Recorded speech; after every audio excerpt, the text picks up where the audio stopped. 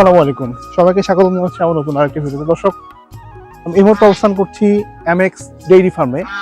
দর্শক, আমরা এই মুহূর্তে অবস্থান করছি এটি গাইবান্ধা জেলার গোবিন্দগঞ্জের মহিমাগঞ্জে।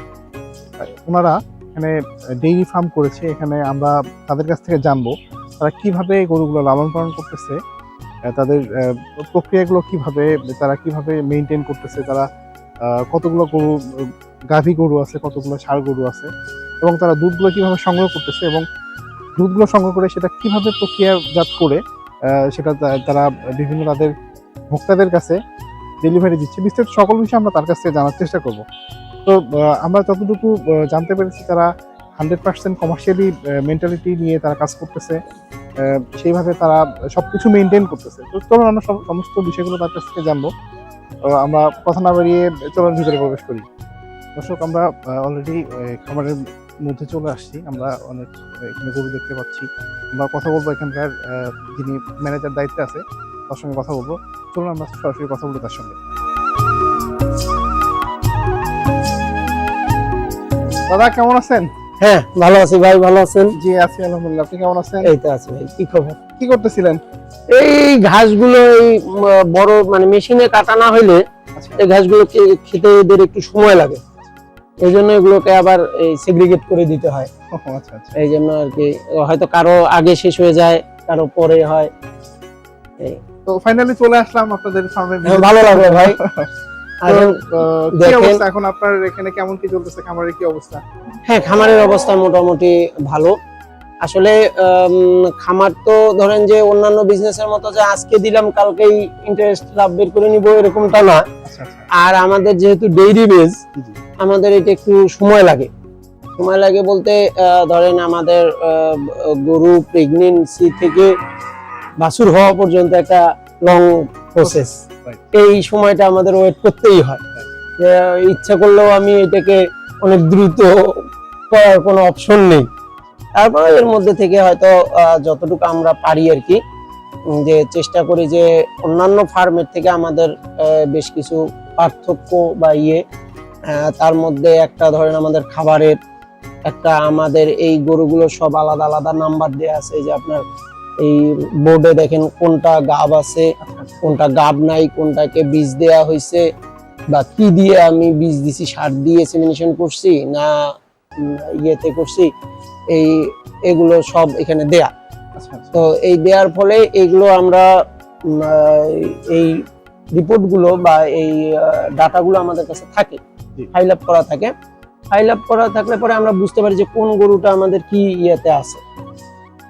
আর আমাদের ধরেন যে আসলে আমাদের মধ্যে একটা ভ্রান্ত ধারণা আছে যে গরু মনে হয় খুব মোটা তাজাকরণ হইলেই একদম, গাভী বা মোটা হইলেই একদম হবে, কিন্তু না, এটা একটা ভ্রান্ত ধারণা। গাভী যদি বেশি মোটা হয়ে যায় তাহলে সে তখন আর আপনার এই না সেমিনেশনে না ব্লিডিং এ কোনো কিছুতেই সে টাইম টু টাইম আপনাকে দিবে না, এফোর্ট দিবে না। আপনি দেখেন আমার যেগুলো গাভী আছে খুব কিন্তু হৃষ্টপুষ্ট না। তো এই যার ফলে এদের একটা একটা খাবারের ধরে রাখতে হয়, তো একটা যেই খাবারটাতে ওরা সুস্থ থাকবে মানে মোটা মানেই যে সুস্থ তা তো না।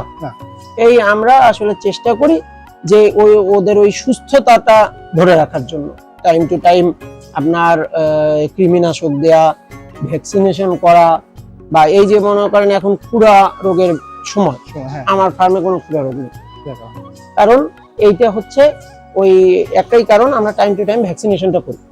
আমার গরু যদিও বেশি 100+ গরু, তো দেখা গেছে ভ্যাকসিনেশনে একটা হিউজ অ্যামাউন্ট খরচ হয়ে যায়, কিন্তু তারপরেও করতে হয়, কারণ না হলে ওই রোগটা হয়ে গেলে গরু অনেক গরুকে আমি বাঁচাইতেই পারবো, ছড়া যায়। আর আমরা আসলে গরুর দুধের যে একটা দাম, এই দামটাও আসলে আমরা যে এই মার্কেটের সাথে সামঞ্জস্য রেখে করি, করার পরে আমরা ক্রিম বের করি। আমাদের এখানে আপনার ওই ক্রিম বের করা একটা দুধের একটা রেট আমরা দিয়ে দিই, মানে কাস্টমারদেরকে আমরা ঠকাইও না, তাদেরকে বলাই আছে যে আপনি ক্রিম বের করা দুধ নিলে এত টাকা রেট, আর ক্রিম সহ নিলে এত টাকা রেট। এটা আমরা আসলে সামঞ্জস্য রাখতে করি কি, হয়তো দেখা গেল আমরা ওই ক্রিমটা বের করি, ক্রিম সেপারেটর মেশিন আছে দেখবেন আপনি, ওখান থেকে ওই যে আজকে ঘি জাল হচ্ছে, আমার প্রতি মাসে এরকম ধরেন যে 30 থেকে 40 কেজি ঘি হয়, 40 কেজি ঘি হয়।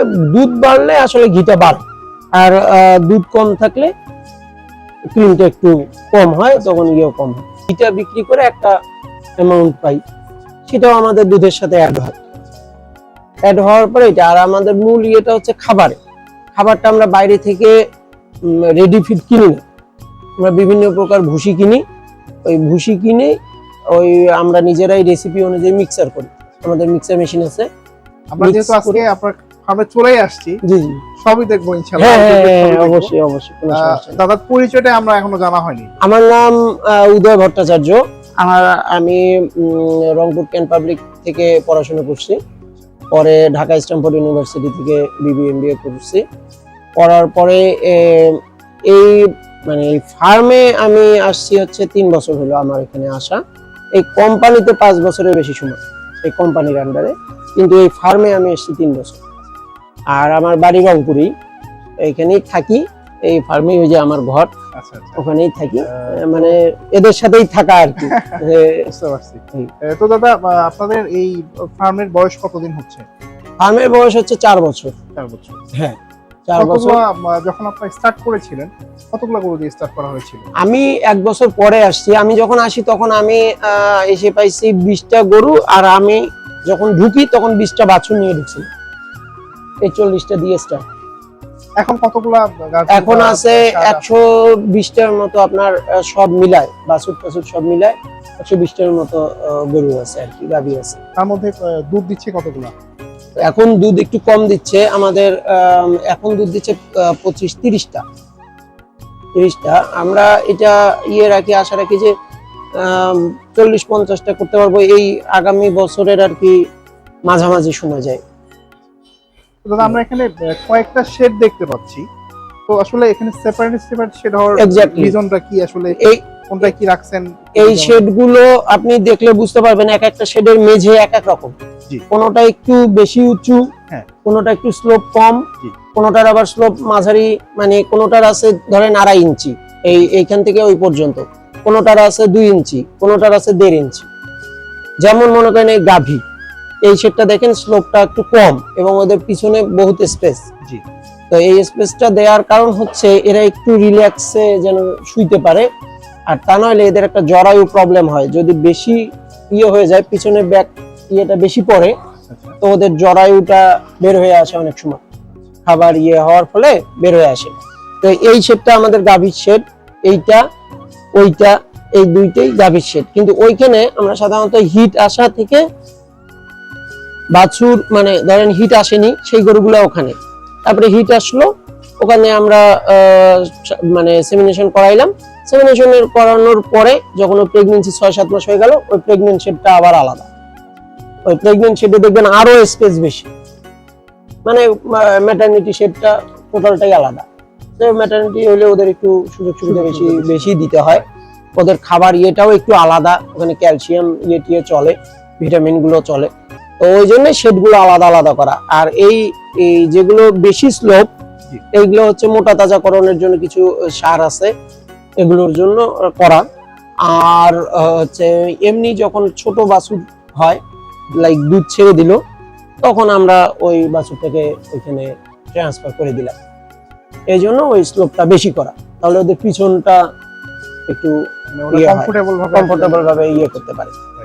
দাদা আপনি এখানে মোটামুটি গরুগুলো কি জাতের গরুগুলো, এগুলো কি সব ফ্রিজিয়ান? সব হলস্টিন ফ্রিজিয়ান। এখানে আসলে আমাদের বাংলাদেশের জন্যই বেস্টই হচ্ছে হলস্টিন ফ্রিজিয়ান। আপনার এই যে যত জাতি বলুক, আমি আমার এই 3 বছরের অভিজ্ঞতা বা 4 বছরের অভিজ্ঞতা থেকে বলতেছি যে আপনি যত জাতের গরু আমরা এখানে, আপনি যদি বলেন যে আমার পার গরু নিয়ে আমি এক্সপেরিমেন্ট করা, যে যে কোনো জাত বলেন, এই কোন জাতি আপনার বাংলাদেশের জন্য সুইটেবল না এই হলস্টিন ফ্রিজিয়ান ছাড়া। বাদ বাকি যেগুলো হ্যাঁ সুইটেবল, এখন তাদের জন্য ওই পরিবেশটা তৈরি করতে হবে। আপনি একটা এসি লাগাই দিলেন, ইয়ে করে দিলেন, উন্নত প্রযুক্তি হলে। আমার এখানে তো দেখতেছেন সব খোলামেলা এভাবেই থাকে, কিন্তু শীতের দিনে এই যে শীত করতেছে এখন কিন্তু আমার কোনো শেড এরকম ঢাকা থাকবে না, খোলামেলাই থাকবে, খোলামেলাই থাকবে অল টাইম। এই রাত্রিবেলাও এরকমই থাকবে, শীত গ্রীষ্ম বর্ষা অল টাইম আপনার এই 12 মাসই এরকমই থাকে, এর কোনো ব্যত্যয় হবে না আর কি। এবং এদের এইটা আমরা আসলে ইয়ে করি যে আপনি যত ঢেকে রাখবেন তত আপনার জন্য সমস্যা। আমার এই শেডগুলো দেখেন শুকনো, খোলামেলা শুকনো, আলো বাতাস আসতেছে। এই শেডগুলো উচ্চতা কতটুকু? 12 ফিট করে আছে ভাই, 12 ফিট করে, মানে মেঝে থেকে ওই পর্যন্ত। আমি এখানে আপনার খুব একটা জিনিস লক্ষ্য করতে পারছি, মাছিগুলো ফ্লাইং স্ট্রিপ। হ্যাঁ, এটা আসলে খুব ভালো একটা করছেন, মানে গরুর গায়ে কোনো মাছি আসলে খুব কম পড়বে। আসলে এই ফ্লাইং স্ট্রিপটা আমাদের এই বিদেশ থেকে নিয়ে আসে আমরা আরেকজনের কাছ থেকে সংগ্রহ করি, ওরাই নিয়ে এসে দেয়। তো এটা ওই 7 দিন 8 দিন 10 দিন পর পর এই যে যেমন পাল্টানোর সময় হয়ে গেছে, হয়তো আজকালই আবার পাল্টাই দিবে, তাতে মাছিটা কম থাকে। মানে মাছি একটা খুব এখান থেকে জীবাণু ছড়ায়, হ্যাঁ খুব একটা দুধের বাটে পড়তেছে, ইয়ে করতেছে জীবাণু আসলে এক গরু থেকে আরেক গরুর কাছে চলে যায়। আমার কিন্তু আপনি আরেকটা জিনিস ভালো করে খেয়াল করছেন কিনা, যে এই গরুগুলো ধরেন দুধ দেয়, এখানে কোনো বাছুর নেই, রাইট? এদের বাছুর কিন্তু আছে, কিন্তু এখানে নাই। তাহলে হয় কি আপনার এই গরুগুলো হিট আসতে তাড়াতাড়ি হিট আসবে,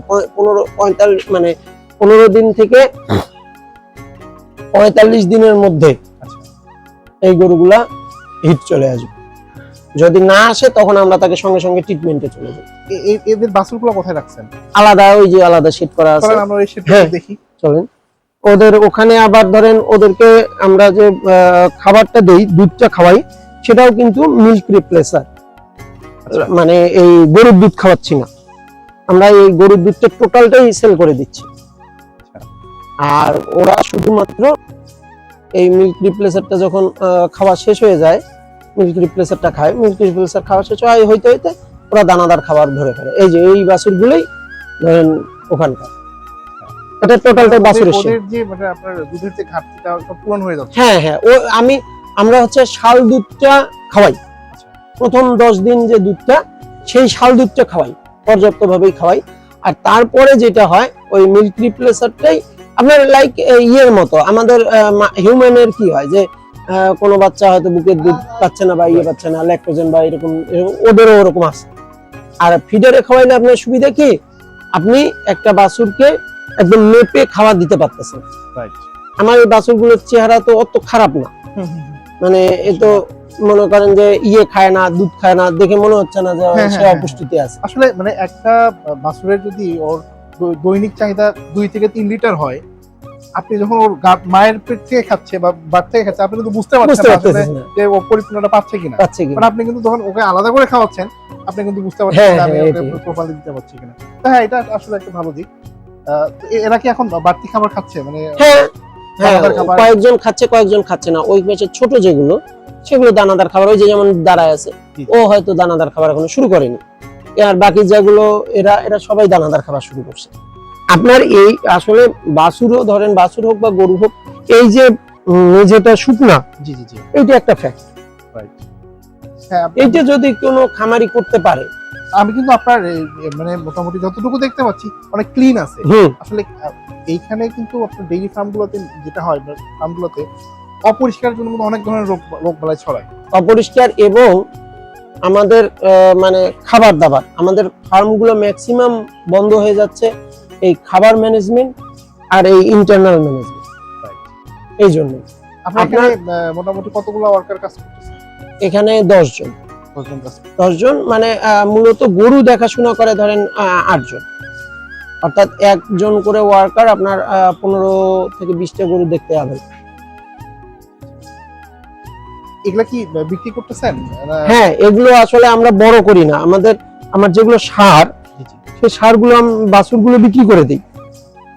মানে বড় করলে হয় কি আপনার ধরেন এক্সেস বড় করলেন, কিন্তু আমাদের এই ক্রেতার একটা ঝামেলা, আর যেহেতু রিমোট এরিয়া এখান থেকে সে ইয়ে করতে চায় না।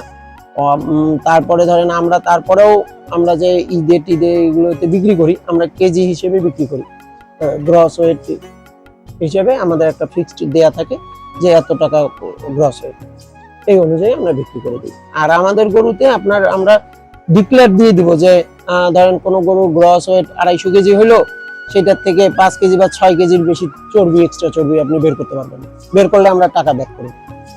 ভালো, এই গ্যারান্টি আমরা দিয়ে দিই। তো এই জন্য আর কি আমাদের মানে আমরা চেষ্টাই করি যে আপনার এখানে আমি যেগুলো দেখতে পাচ্ছি এগুলো কি সব ফ্রিজিয়ান? সবই ফ্রিজিয়ান, কোনো এক্সট্রা কোনো জাত নেই। এগুলার মানে প্রাইস গুলো কেমন, কিভাবে রাখতেছেন? মানে এটা কি বয়সের উপর নির্ভর করে? বয়সের উপর নির্ভর করে। লাইক আমরা তো বকনটা বিক্রি করি না, সারগুলো বিক্রি করি। দেখা গেছে যে ওই যে ওরকম সাইজের সার হয়তো 40-45, হ্যাঁ এরকম হলে ছেড়ে দিই, ওই যে ওই দাঁড়ায় আছে যেটা, এরকম আর কি। এখন আমাদের অনেক দর্শক তো আসলে দেখা যায় যে আপনার বকনা বাছুর চেয়ে বসে, সেই ক্ষেত্রে কি করবেন? বকন বাছুর চাইলে আমরা দিতে পারবো, মানে আমাদের হচ্ছে কি আমরা এখন পর্যন্ত দিচ্ছি না। এই যে এই বাছুরগুলো যখন আমার ওই শেডে উঠে যাবে, তখন আমাদের টোটাল ইয়েটা ফুল আপ হয়ে যাবে। আর বকন বাছুর নিতে গেলে আমাকে আগে টাচ দিয়ে রাখতে হবে যে ভাই আমি বকন বাছুর নিব 1টা বা 2টা। এখন সে কিভাবে নিবে? আমরা এখানে 2 সিস্টেমে বিক্রি করি। বকন বাছুরে যে বিক্রি করি না তা না, বিক্রি করি একটা প্রেগন্যান্সি কনফার্ম করে। সেটা আমাদের সুনাম রক্ষার্থে আমরা সবাইকে সেই সাজেস্টই করি যে আপনাদের একটু দাম বেশি পড়লেও, কারণ আপনি গরুটা নিয়ে গেলেন, সে প্রেগন্যান্সি হচ্ছে না, দুর্নামটা তো আমার হচ্ছে ভাই। কিন্তু অনেকে বলে যে না আমি ছোট বাছুরই নিব, দাম কম, কিন্তু আসলে আমাদের লাভের জন্য না, এটা যারা নিবে মূলত তাদের লাভের জন্যই আমরা ওই প্রেগন্যান্সিটা কনফার্ম করতে বলি যে আপনি প্রেগন্যান্সিটা কনফার্ম করে আমি আপনাকে দিয়ে দিলাম, আপনি শিওর থাকলেন যে 4 মাস বা 5 মাস আপনি একটা ফ্রিজিয়ান জাতের বাছুর পাবেন। আর যখন আপনি নিয়ে যাবেন এই গরুগুলোর মানে ম্যাক্সিমাম একটা যে প্রবলেম হয়, এই প্রবলেমটা এরকম হয় এই হিট না আনতে পারা, কারণ ওরা তো এখানে একটা রুটিন খাবারের মধ্যে আছে, রেশনিংটা রুটিন। লাইক আপনি দেখেন এদের এখন সকালের খাওয়া শেষ, এরা সব শুয়ে আছে, আবার ঠিক এরা একটা সময় উঠে যাবে, অটোমেটিক্যালি উঠবে, একটা রুটিনের মধ্যেই আছে। ওরাও জানে যে এই সময় আমার গোসলের সময়, এই সময় আমার খাওয়ার সময়। মানে এখান থেকে যখনই ওদের মানে জায়গাটা চেঞ্জ হয় তখন আসলে ওটা সব সমস্যা হয়। তারপরে মনে করেন খাবারটা আমরা যে পরিমাণের খাবার দিচ্ছি, তারা মনে করে হেট এতটুকু খাবার দিয়ে হবে, কিন্তু আসলে কম খাবার মানেই যে খারাপ তা না। আচ্ছা, আপনি একটু আমাকে বলেন যে একটা কোয়ালিটিফুল গরু আমি বুঝবো কি করে যে এটার মধ্যে আসলে 100% কোয়ালিটি আছে? আচ্ছা, এইটা বুঝতে গেলে আপনার গরুর ওই শারীরিক গঠন দেখেই বুঝতে হবে। কি রকম? আপনার ফ্রিজিয়ান যে গরুগুলো হবে, ওই গরুর কোনো কুঁজ হবে না, প্লেন হবে। দেখেন আমার প্রতিটা বাছুর থেকে শুরু করে প্রতিটা গরুর আলাদা, এক্সট্রা কোনো কুঁজ নেই, একদম এক সমান্তরাল, অর্থাৎ হ্যাঁ একদম সমান্তরাল, এক্সট্রা কোনো কুঁজ হবে না। যখনই ওইটার একটু কুঁজ হবে, একটু কার্ভ হবে, হবে, সে যেই বলুক ওইটা অরিজিনাল হলিস্টিন ফ্রিজিয়ান না। আচ্ছা দর্শক, আমরা এই মুহূর্তে দেখতে পাচ্ছি একজন আঙ্কেল আসছে এখানে দুধ নেওয়ার জন্য। আমরা একটু তার সঙ্গে কথা বলবো। আসসালামু আলাইকুম। ওয়ালাইকুম আসসালাম। কেমন আছেন? আলহামদুলিল্লাহ, খুব ভালো। আপনি কোথা থেকে আসছেন? আমাদের বাড়ি পুন্তর এলাকা। এখান থেকে কতদিন থেকে দুধ নেন এখান থেকে? বছর 3 হয়ে গেল। এখানকার দুধের কোয়ালিটি কেমন? দুধের কোয়ালিটি ভালো। ভালো। এখানে কি আপনার মোটামুটি দাম প্লাস কোয়ালিটি সব মিলে আপনি কি সন্তুষ্ট? হ্যাঁ, সন্তুষ্ট। দর্শক, আমরা কিন্তু একজন ক্রেতার সঙ্গে কথা বললাম, উনি এখান থেকে দুধ সংগ্রহ করে। তো উনি প্রায় দীর্ঘ 3 বছর থেকে এখান থেকে দুধ সংগ্রহ করে। এটা হলো আমাদের এই খাদ্যগুলো দেখতেছেন যে এগুলো আমরা ওই জাস্ট ভুসি টাইপ বা কিনে নিয়ে আসি আমরা। এই ভুসি এখানে আছে ভুট্টার গুঁড়া, ডিওআরবি, তারপরে মুসুরির ভুসি, সয়াবিন, তারপরে ধানের গুঁড়া আছে শুধুমাত্র সারদের জন্য, তারপরে হচ্ছে সয়াবিনের ভুসি আছে, তারপরে ডাবলির ভুসি আছে। এই কয়েকটা এই 7-8 রকমের আইটেমটা আমরা মিক্স করি, এই মিক্সার মেশিনে মিক্স হয়। এই রেশিও অনুযায়ী 100 কেজিতে কোনটা কতটুকু দিব, প্রোটিন পার্সেন্টেজ অনুযায়ী ওই রেশিওটা করা করে ওই মিক্সার করে ওই অনুযায়ী গরুকে, যে গরুগুলো দুধ দেয় আমাদের, জি জি, তাদের ওই দুধের উপর নির্ভর করে ওই খাবারটা যায়। এটা কি বডি ওয়েট অনুযায়ী খাবার করে? বডি ওয়েট অনুযায়ী যখন সে ইয়াং থাকে মানে অ্যাডাল্ট থাকে তখন বডি ওয়েট, কিন্তু তারপর যখন সে দুধে চলে যায় তখন দুধের উপর নির্ভর করে। মনে করেন যে কেউ 20 কেজি দুধ দিল, তখন আমরা ট্রাই করি তাকে যে দৈনিক 10 কেজি দানাদার। এর মধ্যে ঘাস আছে, ঘাসটা দেওয়া হয় এক্সট্রা। ঘাসই আসলে গরুর মূল খাদ্য। আপনারা এখানে আজকে একটু খড় দেখতে পাচ্ছেন, আসলে শীতের সময়টা একটু ঘাসের হয়, এই সময় ঘাস একটু খুব কম পাওয়া যায়, এই বাধ্য হয়ে আর কি ঘাস দেওয়া। এই আর হয়তো মাসখানেক পর আবার তখন ভুট্টা চলে আসবে, কাঁচা ভুট্টাটা, কাঁচা ভুট্টার গাছ, তখন ওইটা কেটে আমরা খাওয়াই। এতে প্রতিটা গরু মানে এক বেলা 2 বেলায় মানে 24 ঘন্টায় 20 থেকে 25 কেজি মানে খাবার সে পায়। এখানেই আমাদের আর কি একটা যে এই জায়গাটায় অন্যান্যদের থেকে আমরা অনেকটা একটু সেভ করতে পারি। মানে এই খাবার কাঁচা ঘাসের জন্য কতটুকু জায়গা রাখছেন এখানে? প্রায় আমার 2-3 একরের মতো আছে, কিন্তু তাতেও হয় না বলতে, কারণ মনে করেন আমার পার ডে ঘাস লাগে প্রায় 1.5 থেকে 2 টনের মতো, ছাগল সহ। ছাগলও কম নাই তো, আপনার ছাগল গাড়ল সহ ওখানেও ধরেন 60টার মতো আছে।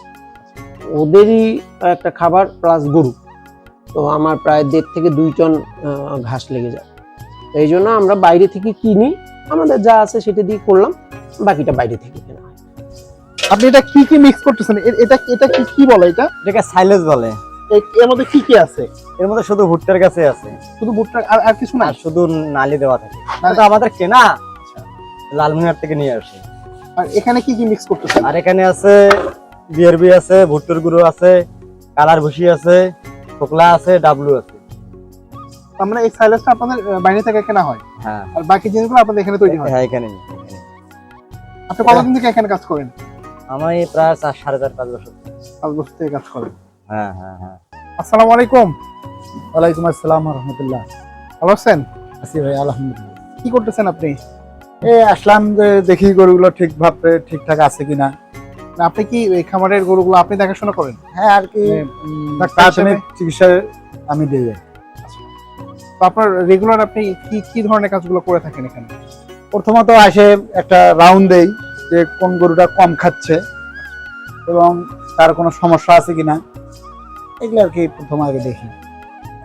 আপনার মোটামুটি কেমন ধরনের রোগ বালাইগুলো আপনি এখানে বেশি হয়, বা এই পর্যন্ত বড় ধরনের কেমন ধরনের রোগ বালাইগুলো বেশি হয়েছিল আপনাদের এই ফার্মে? সবচাইতে যেটা আমাদের এখানে প্রতিটা ভ্যাকসিন দেওয়া থাকে, এই কারণে রোগ বালাইয়ের কম। অনেক সময় খাওয়ার মধ্যে একটু ডিস্টার্ব হয়, সেটা হলো ফুড পয়জনিং সমস্যাটা হয়। এখন তো আমরা মোটামুটি দেখতে পাচ্ছি যে অনেক খামারে আপনার খুরা রোগ ইফেক্ট হ্যাঁ, করতেছে। আমরা প্রতি 4 মাস পর একদম নিয়মিত রুটিন মাফিক আমরা ভ্যাকসিন দিই। দর্শক, আমরা এই মুহূর্তে আপনার পরিচয়টা আমরা এখনো জানি না, আপনার পরিচয়টা কাইন্ডলি একটু দিবেন। আমি মোহাম্মদ আমজাদ হোসেন, আমি এমএক্স এই ডেইরির প্রজেক্ট ডাক্তার হিসেবে আছি। দিদি ভালো আছেন? হ্যাঁ দাদা, ভালো আছি। আপনি এখানে কতদিন থেকে কাজ করেন? ধরেন 4 বছর হচ্ছে। 4 বছর কাজ করেন। আপনার কি কাজ করতে হয় এখানে? এখানে আমাদের সকালবেলা গোবর তোলা হয়, গোবর ফেলানো হয়, বিকেলে গলি পরিষ্কার করা হয়, বাছুরের দুধ খাওয়ানো হয়। আপনি এই কাজগুলো করে থাকেন? হ্যাঁ, আমি এখানে পোস্ট আচ্ছা। সাধারণত কম্পোস্ট সার যেটা বলে আর কি, আমাদের এই বায়োগ্যাস প্ল্যান্ট যে আছে ওখান থেকে যে গোবরটা বের হয়, ওই গোবরটা ওখানে ডাম্পিং করার পর একটু হয়ে গেলে, দলা দলা বা কাদা টাইপের হয়ে গেলে, তখন আমরা এই হাউজে নিয়ে এসে ফেলি। হাউজে নিয়ে এসে ফেলার পরে তখন এই কেঁচো এগুলো খেয়ে খেয়ে এরকম শুকনো করে দেয়। এই শুকনোটা তখন আমরা তুলে ফেলি, তুলে এরকম বস্তাবন্দি করে আমরা আবার বিভিন্ন খামারিদের, এই বিভিন্ন চাষি আছে এগুলো আমরা বিক্রি করতেছি। বিক্রি করি। 15 টাকা কেজি করে আমরা এখন বিক্রি করি। আপনার গরুর যে গোবরটা সেখান থেকেও একটা প্রফিট আসে মোটামুটি আর কি। মানে আসলে এই ফার্মিং এর ক্ষেত্রে কোনো কিছু আসলে ফেলে দেওয়ার মতো অপশন নাই। মোটামুটি সবই আপনার করা যায় যদি আমরা সেটাকে ব্যবহার করতে চাই, যথাযথ ব্যবহার করা। হ্যাঁ হ্যাঁ, এটা একটা হচ্ছে আমাদের একটা খুব কি বলবো পপুলার প্রোডাক্ট।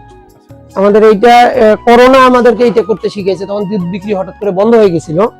তা দুধ বিক্রি বন্ধ হয়ে যাওয়ার ফলে আমরা তখন একটু বিপদেই পড়ে যাই যে আসলে দুধগুলো নিয়ে কি করব। তা তখন আমরা এই পাবনা থেকে ক্রিম সেপারেটর মেশিন ফার্স্টলি কিনে এনে ক্রিম গুলো সেপারেট করে আমরা তখন মানুষদেরকে ওই দুধগুলো দিয়ে দিতাম।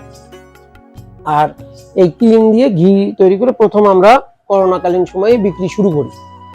এই সেইটা করতে করতে এখন আর কি আমাদের কাছ থেকে আপনার ঘি হিউজ একটা সেল, এবং এটা অ্যাডভান্স আপনাকে বলে রাখতে হবে যে আমি ঘি নিব দাদা, আমি আপনাকে 10-15 দিনে সিরিয়াল দিতে পারবো কিনা, এরকম একটা সিরিয়াল মানে আপনার কাছে ঘি নিতে চাইলে অ্যাডভান্স বলে রাখতে হবে যে দাদা আমি 1/2 কেজি বা 250 গ্রাম বা 1 কেজি ঘি নিব।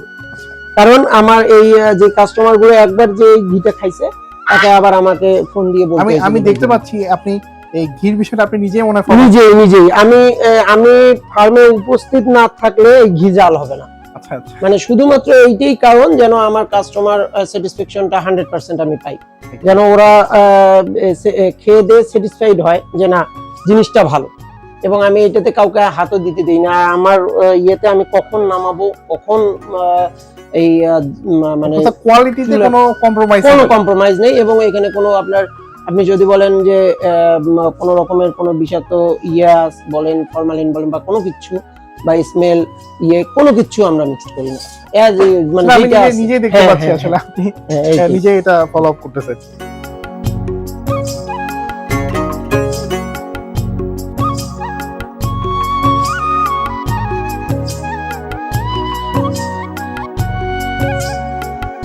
দর্শক, আমরা অ্যামেক্স ডেইরি ফার্মের বিস্তারিত সকল বিষয় তুলে ধরার চেষ্টা করলাম আজকের ভিডিওটি আর লম্বা করছি না। আমরা আজকের মতো এখানে বিদায় নিচ্ছি। আশা করতেছি আপনাদের ভিডিওটি ভালো লাগবে, এবং আমাদের ভিডিও যদি ভালো লাগে অবশ্যই আমাদের চ্যানেলটিকে সাবস্ক্রাইব করবেন, কমেন্ট করবেন কেমন লাগলো আমাদের আজকের ভিডিওটি। এরকম নতুন নতুন ভিডিও পেতে আমাদের চ্যানেলটিকে সাবস্ক্রাইব করে রাখবেন। আশা করছি ভালো থাকবেন সবাই। আজকের মতো বিদায় নিচ্ছি। দেখা হবে আবার নতুন কোনো ভিডিওতে, নতুন কোনো জায়গায়, নতুন কোনো উদ্যোক্তাকে সাথে নিয়ে। তো আজকের মতো বিদায় নিচ্ছি। ভালো থাকবেন সবাই। আসসালামু আলাইকুম।